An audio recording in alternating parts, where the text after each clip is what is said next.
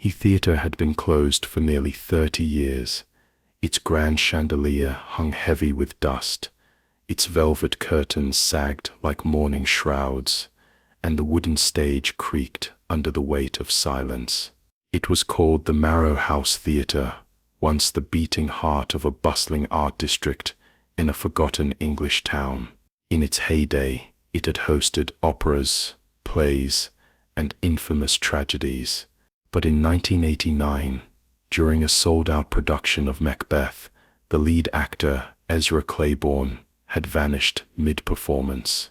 Right there, in the third act, as he uttered "tomorrow, and tomorrow, and tomorrow," his voice had faded into nothing. When the curtains fell, so did every shred of sanity in the room. The audience sat stunned, crew searched, police questioned, but Ezra was never found. Rumors said he was taken by the stage, that the boards beneath his feet swallowed him whole. Since then, the theatre was sealed shut, until now. A film crew of 6, director Claire, sound tech Marcus, cinematographer Jules, lighting head Aidan, actor Olivia, and assistant Danny, had received permission to shoot a psychological horror film titled The Final Bow Within Its Decaying Walls. For them, this was art. For the theatre, it was dinner. The crew entered under a bruised sky, their breath fogging in the unnatural chill of the building. Dust clung to their clothes like webbing.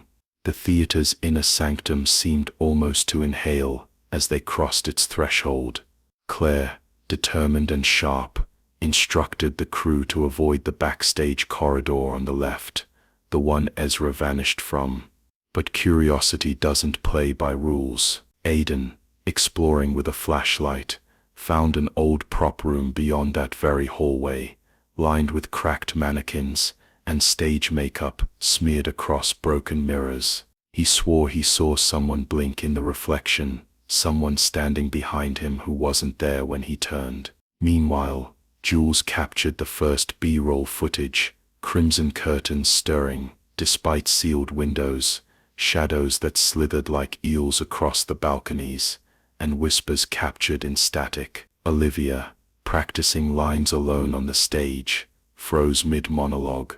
"Who's there?" she called out. No one answered, but she could feel breath on her neck, and when she spun around, she heard someone whisper the line she hadn't spoken yet. On the second night, the theatre began to shift. Dani was reviewing audio from the day, and found an extra voice, raspy, theatrical, layered beneath Marcus's sound tests. It kept repeating, "Encore," again. Thinking it a prank, Claire brushed it off. But later that night, Dani's reflection in the green room mirror started mouthing her name, even as she sat still. Olivia was rehearsing again, but this time she wore one of the old costumes they'd found in the prop chest. The velvet dress clung to her, fitting like it had been made for her body. She didn't realize it was the same dress Ezra's final co-star had worn on that cursed night. As she walked the boards, her voice took on a strange rhythm,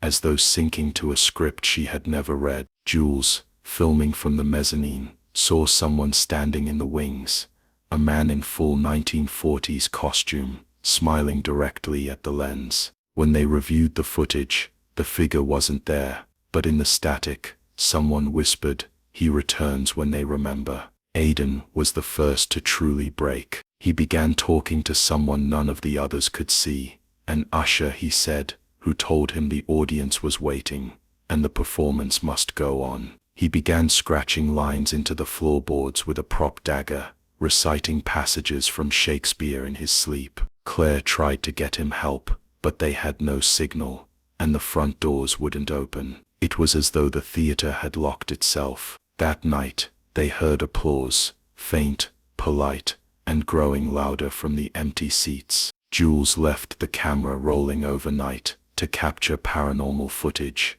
and when they reviewed it the next day, it showed the stage, lighting up by itself at 3:17 a.m. A curtain rose. Olivia walked onto stage, eyes vacant, performing a scene in silence to a non-existent audience. Yet, someone clapped from the front row. No one else had been awake. Olivia had no memory of it. Her palms were bruised though, as if she had been dragged. The green room changed. Walls grew damper, and mold bloomed in seconds where it had been clean. The mirrors fogged endlessly, and anyone who looked into them too long began seeing themselves differently, older, decomposed, wearing makeup not applied by human hands. Marcus, now a wreck, confided to Claire that during sound checks, he heard Ezra's voice speaking back to him, not random, conversational. He had asked, "Who are you?" And the reply had been, "The one who never left."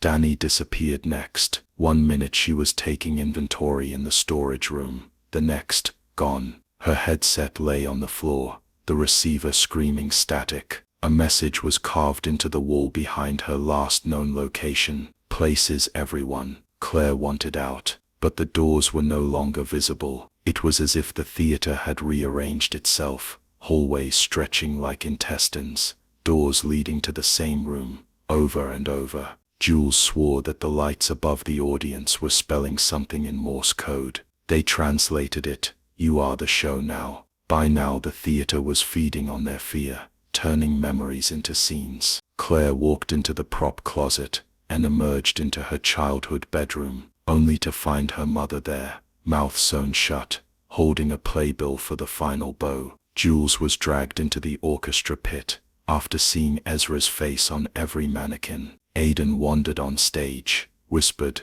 "It's time," and took a bow before the floor opened beneath him. Only Olivia remained with Claire. Olivia was no longer Olivia. Her eyes were blank, her voice echoed with two tones, hers and someone else's. She kept repeating, "Curtain call, curtain call, curtain call." Claire tried to burn the stage. She emptied gasoline across the floorboards, lit a match, but the flame danced up toward the rafters, then vanished like it had been swallowed. In the final moments, Claire saw the theater come alive, rows of invisible spectators, mouths agape, watching. Olivia stepped forward, smiled sweetly, and whispered, "This is where you end." The curtain dropped. Weeks later, local authorities breached the building, after unexplained electrical surges radiated from within. They found no bodies, no gear, only old reel-to-reel film running endlessly. It showed a play no one had written,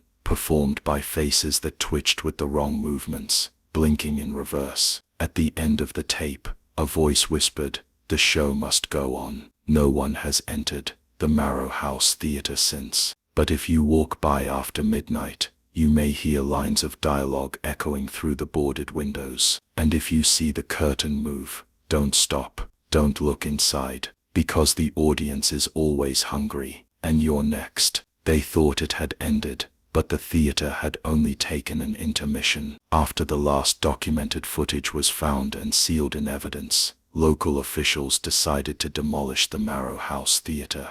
Bulldozers were scheduled, permits approved, but every time machinery arrived, it failed to start. Keys vanished. Workers fell violently ill. One man was found in his motel room, dead with a theater mask stuffed down his throat, a ticket stub from 1989 clenched in his cold fist. Rumors spread that the theater was cursed, but no one understood. It wasn't just haunted, it was alive. A producer named Harlan Whitaker, known for his obsession with cursed cinema, became obsessed with the location. He believed that if he could unlock the true final performance, he could capture something never seen on screen. Real horror, unfiltered, raw, eternal. He forged entry one October night, with a new team, 2 actors, a script supervisor, and a medium, named Alina, who specialized in channeling lost energies. She warned him the theater wasn't dormant, it was merely waiting for its next script to begin. And it had been writing it in blood. Inside they found the old stage entirely restored, no longer rotten, no longer dusty. The seats were clean, the velvet was rich red. It was as though time had reversed itself inside the walls. But the playbills on the lobby walls had changed. They bore the faces of the missing crew: Claire, Olivia, Jules Aiden. Their names were now cast members in a play titled Echoes of the Final Curtain. Each actor had a death date marked, all the same night. Harlan insisted it was a stunt by pranksters or artists. Alina felt otherwise. She said the walls were breathing again. That night, they set up cameras for a live stream, but the feed only showed an empty audience, watching them from angles never recorded. On stage, the actors rehearsed a scene Harlan had written himself, yet somehow, the lines began changing mid-performance. They no longer followed the printed script. One actor stopped and asked, "Whose line is this?" But the voice from the theater answered, "It's mine." The floor opened beneath him. He vanished, screaming, as the stage closed tightly over his body like a mouth after a bite. Alina demanded they leave, but Harlan insisted on finishing the scene. He said they had already given too much to stop. The theater responded with warmth, too much of it. The lights overhead flickered red, heat rising unnaturally. One of the stage lights cracked open and poured dark viscous liquid onto the set, thick like oil but smelling of copper blood. The lone remaining actor began convulsing as if overtaken by invisible strings. He started speaking in tongues, Latin maybe, but then switched to English, mimicking voices of the past: Ezra, Claire, Olivia, Danny. All at once, Alina collapsed, whispering that she could see the audience now, that their eyes had no pupils, just holes, just hunger. Harlan, desperate to make sense of the madness, pulled out the script and found it had changed. It was handwritten now, in red ink that smeared like fresh wound. The final line of the play simply read, "Exit, pursued by none. The curtain is forever." When authorities returned again, this time to investigate electrical grid damage from the theater, they found no crew, no actors, only a new playbill. It was dated 3 days into the future. It listed a performance of the Crimson rehearsal with new cast members, but those names belonged to the investigators themselves. One officer screamed that his name was never given to anyone, yet it was printed, perfectly, along with his death time. They sealed the theater with concrete and iron bolts, but nights are never quiet. Nearby homes report hearing applause at 3:17 a.m., followed by weeping. The theater is not just a location now, it has become a parasite in time, a pocket where reality loops endlessly, and each loop is another act, another cast, another audience. And once it remembers your name, you are already part of the show. It is said now that the Marrow House Theatre exists outside of time, not entirely abandoned, not entirely present. People who walk past it feel a breeze through boarded windows, smell stage smoke when no fog rolls in. The truth is, the theater was never a building. It was a performance space born from obsession, memory, and death, an entity that feeds on repetition, applause, and the tragedy of those who cannot leave the stage once they've entered. Somewhere within its timeless walls, Claire still runs the spotlight. Olivia delivers her lines with a hollow stare, and Ezra, forever unfinished, wanders behind the curtains, whispering new dialogue into the ears of the next victim. The air smells of aging wood and grave dust. The curtains sway without wind, and the green room now has a mirror that doesn't reflect your face, but the one who played your role before you. Those who vanish into the Marrow House are not forgotten. They are rewritten, recast, resurrected for eternity, in a play no one can stop watching and no one can leave. If you see a flyer for an upcoming show with your name printed across it, don't go, burn it, bury it, forget it, because the theater already knows your face. The lights are warming, the audience is waiting, and the curtain is rising again.